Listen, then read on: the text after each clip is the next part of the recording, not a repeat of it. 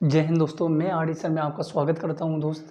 आइए, मैं दोस्तों क्या है मेरी एक्सरसाइज चलेगी 2.2 जिसमें बहुपद के बारे में आपको बेसिक से बताएंगे।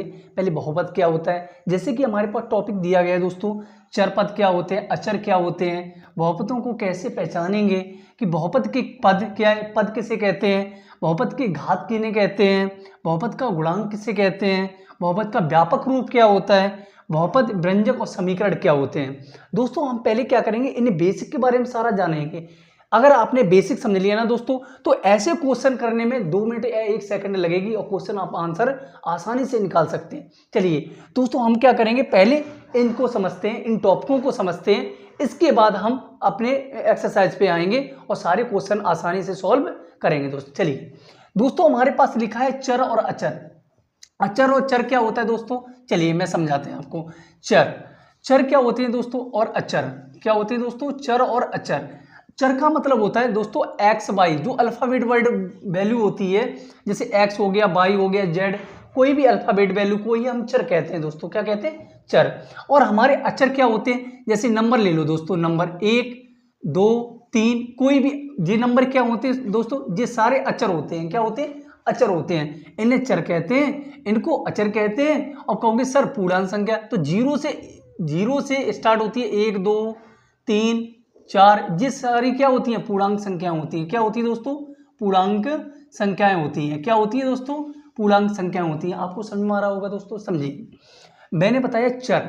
चर किसे कहते हैं, जो अल्फाबेट वैल्यू आती है, जैसे ए बी सी डी, कोई भी अदरवाइज, वो सारे क्या होते हैं, चर वैल्यू होती है दोस्तों।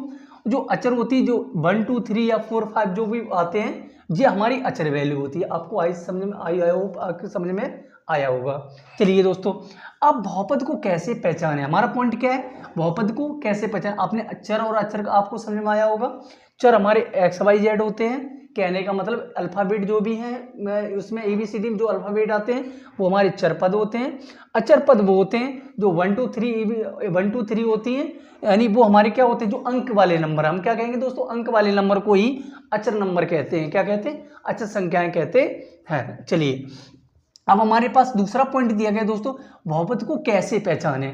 बहुपद को कैसे पहचाने, जैसे देखिए दोस्तों, मैं आपको समझाते हैं। जैसे कि आप मेरे पास लिखा हुआ है 3x और 3x² + 2y, ठीक है ना दोस्तों, यानी 2x मान लो दोस्तों, और यहाँ पे लिखा है 5 बराबर 0, यहाँ लिखा है। ये क्या है, गुणनखंड वैल्यू है ना। चलिए, तो दोस्तों आपको मैं समझाऊं कि पद हम कैसे पहचानेंगे, बहुपद है या कैसे पहचानेंगे। समझिए, आपको दिख रहा है दोस्तों, जो पद सबसे इसमें जो x की पावर ऊपर देखी जाती है, जिसमें देखो 1 है, 2 है वैल्यू, इसमें दोस्तों 1 छिपा रहता है। क्या छिपा रहता है, 1 वैल्यू छिपा रहती है, ठीक है ना दोस्तों।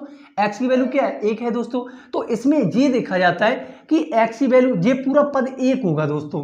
ऐसे ये पद जिसके पास कोई x या y z नहीं है, वो दोस्तों पद में नहीं जोड़ा जाता, ठीक है ना दोस्तों। देखिए जरा, जैसे हमारे पास ये वैल्यू है x के पास में, तो हम कहेंगे 1 पद है, 2 पद है।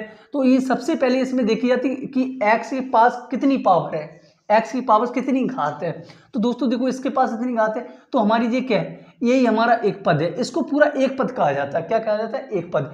तो हमारी क्या हो गया, ये पद है। पद को कैसे पहचाने आपको समझ में आया होगा, ऐसी वैल्यू लिखी होगी, तो यहाँ पे ये वाली, तो हमारा आंसर कितना हो जाएगा, 2। क्या हो जाएगा दोस्तों, 2, ठीक है ना। इस तरह की एक पद है, तो इसमें कितनी घात है, 2 घात है। समझ में आ रहा है कि नहीं। अब क्या है, बहुपद के पद, आपने बताया बहुपद के पद। अब बहुपद क्या होता है, जैसे मान लो दूसरा नंबर ले ले रहे, जैसे मैंने लिखा है 4x³ लिख लिया यहाँ पे दोस्तों, और मैंने यहाँ पे लिख लिया 3x² लिख लिया, और मैंने यहाँ लिख लिया 4, ठीक है, या x + 8 लिख लिया।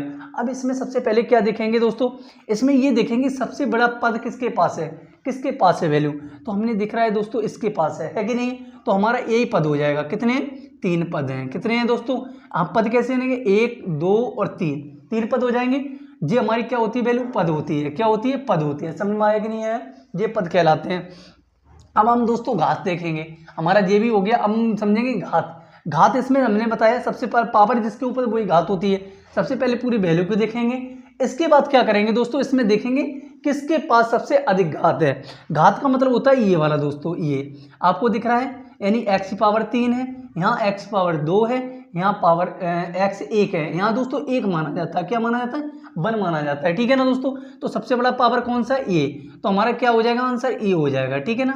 आपको आई होप आपको समझ में आया होगा। दूसरा हमारा कि दोस्तों बहुपद का गुणनखंड कैसे हो, गुणांक, आप समझो जरा। जैसे हम वैल्यू यहाँ ले रहे हैं 10, इसको हटा दे रहे हैं हम, देखिए जरा समझिए।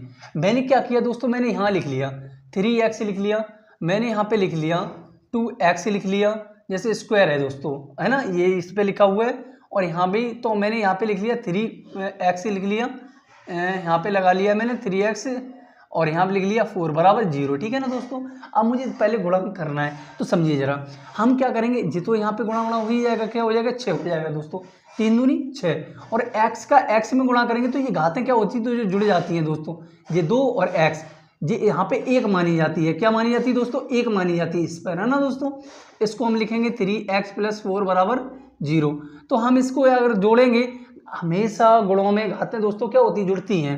देखिए तो 6x, यहाँ क्या है, x की पावर 3 हो जाएगी, यानी 2 और 1 मिलके कितना हो जाएगा, 3 हो जाएगा, यानी गुणा बीच में हो रहा है, मल्टीप्लाई हो रहा है, तो ये घातों क्या होंगी दोस्तों, ऐड होंगी, तो हम क्या गुणा में घातें क्या हो गई, जुड़ गई, तो x की पावर 3 हो गया और 3x हो गया और +4, ठीक है ना, बराबर 0।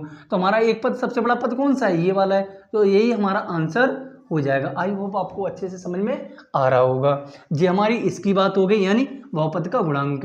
बहुपद का व्यापक रूप क्या होता है, जैसे दोस्तों मान लो व्यापक रूप मैं आपको बताता हूँ। व्यापक रूप आप कहोगे सर क्या रूट में संख्या होती है, जैसे मान लो मैंने 2x² ले ली 3x, और मैंने यहाँ किया रूट, यानी मैंने यहाँ पे लिख लिया √3x और +4 बराबर 0 लिख लिया दोस्तों। क्या ये बहुपद है, क्या ये बहुपद है, नहीं है दोस्तों। क्यों नहीं है, आप जानते हो, क्योंकि पूर्ण संख्या होनी चाहिए। मैंने आपको बताई 0 1 2 3 ये पूर्ण संख्या होनी चाहिए। अगर ये पूर्ण संख्या नहीं है तो ये बहुपद नहीं है। बहुपद, अब ये रूट क्या मतलब क्या होता है दोस्तों, समझिए। देखो ये तो बहुपद है, मान लो ये, लेकिन ये तो बहुपद नहीं है दोस्तों। क्यों नहीं है, क्योंकि ये रूट ना आधी होती है संख्या, क्या होती है, x की पावर 1 तो हो, जो तो पूर्ण संख्या 1 होती है, आपको बताया मैंने। लेकिन ये तो x की पावर में रूट में है, तो x की पावर 1/2, क्या ये बहुपद है, नहीं है। क्या है दोस्तों, ये बहुपद नहीं है। आपको आई होप आपको समझ में आए। कहने का मतलब है सर कि 0 1 2 3 4 कुछ भी हो सकता है, लेकिन आधी नहीं होनी चाहिए वैल्यू। क्या नहीं होनी चाहिए, घात आधी नहीं होनी चाहिए, पूर्ण संख्या होनी चाहिए, अर्धपूर्ण नहीं होनी चाहिए। ऐसी संख्याओं को हम ये बहुपद नहीं कहेंगे। आई होप आपको अच्छे से समझ में आया होगा। चलिए अब मैं कुछ इसके क्वेश्चन को करते हैं। देखिए दोस्तों ये हो गया, और इसके बाद हमारे पास ये व्यंजक रूप मैंने बता दिया। व्यंजक रूप क्या है हमारा, इसे लिख लिया मैंने, ये यहाँ पे लिख लिया 12x प्लस यहाँ लिख लिया 4 बराबर 0। जी हमारा एक व्यंजक या रूप बन गया। क्या बन गया, बहुपद का व्यापक रूप, ये बन गया बहुपद का व्यापक रूप। आपको समझ में आया होगा। ये ऐसे समीकरण दिया जाएगा, इसमें घात पूछ लेगा, बहुपद पूछ लेगा, यानी चर और अचर पूछ लेगा। तो आइए क्वेश्चन आपको अब समझ में आया होगा। ठीक है दोस्तों, चलिए इसके बहुपद के व्यंजक समीकरण, जी आपको मैंने समीकरण भी करके दिखा दिया। चलिए अब हम अपने क्या चलेंगे, एक्सरसाइज पे चलेंगे दोस्तों। किस पे चलेंगे, एक्सरसाइज पे। एक बार इसको देख लीजिए, एक बार नोट कर लीजिए, क्योंकि ये ऐसे क्वेश्चन दोस्तों बोर्ड के एग्जाम में पूछे जाते हैं। ठीक है, चलिए एक बार नोट कर लीजिए, इसके बाद में हम आगे चलते हैं।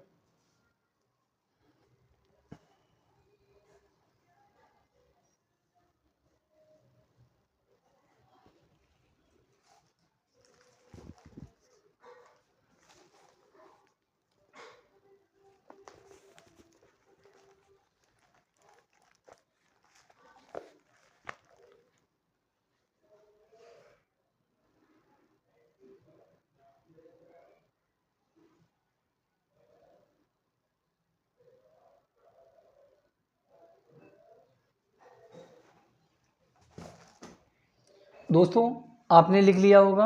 चलिए मैं दोस्तों क्या कर रहे हैं, इसके कुछ क्वेश्चन के इंपोर्टेंट क्वेश्चन को भी कराते हैं दोस्त। आइए देखिए, इसको मैं यहाँ से इरेज कर देते हैं। देखिए एक एक क्वेश्चन आपको समझ में आएगा, समझिए। जी हमारे पास मैंने इरेज कर दिया दोस्तों। अब हम क्वेश्चन को करते हैं। देखिए समझिए जरा दोस्तों, हमें करना क्या है। सबसे पहले मेरे दोस्तों देखिए कि हमारे पास की वैल्यू दी जाती है, कैसे, समझिए। मैंने कहा कि अगर दो घात वाले आ जाएं, जैसे उसका कुछ फॉर्मूला होता है दोस्तों। जैसे लिखा ax² plus bx plus c, ये द्विघातीय शब्द होता है, ये सूत्र होता है दोस्तों। क्या होता है, सूत्र होता है ना। अगर त्रिघातीय आ जाए, क्या आ जाए दोस्तों, त्रिघातीय आ जाए, क्या आ जाए दोस्तों, त्रिघातीय आ जाए, तो उसका फॉर्मूला क्या होता है वो समझ लीजिए। जैसे हमारे पास लिखा है ax⁻3 bx⁻2 और cx+d।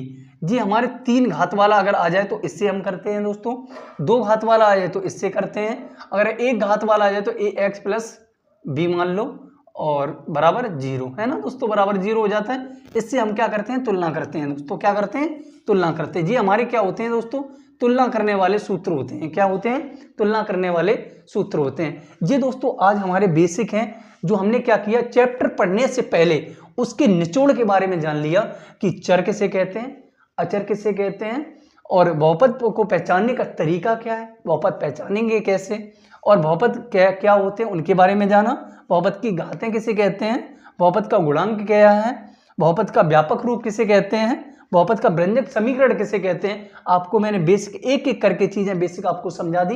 अब हम क्या करेंगे, आज इतना ही रखते हैं, कल हम इसके एक्सरसाइज को करेंगे और एक एक चीज को फिर समझेंगे बारीक से। और आपको दोस्तों मेरा अगर पढ़ाना आपको अच्छा लगता है तो वीडियो को सब्सक्राइब कर लीजिए, बेल आइकन दबा दीजिए, जो आने वाला जो वीडियो यहाँ से अपलोड होती है जो नोटिफिकेशन ऑन कर लीजिए, जो हाँ से अपडेट आपको मिलती रहे। आज के लिए इतना ही रखते हैं। जय हिंद, जय भारत दोस्तों।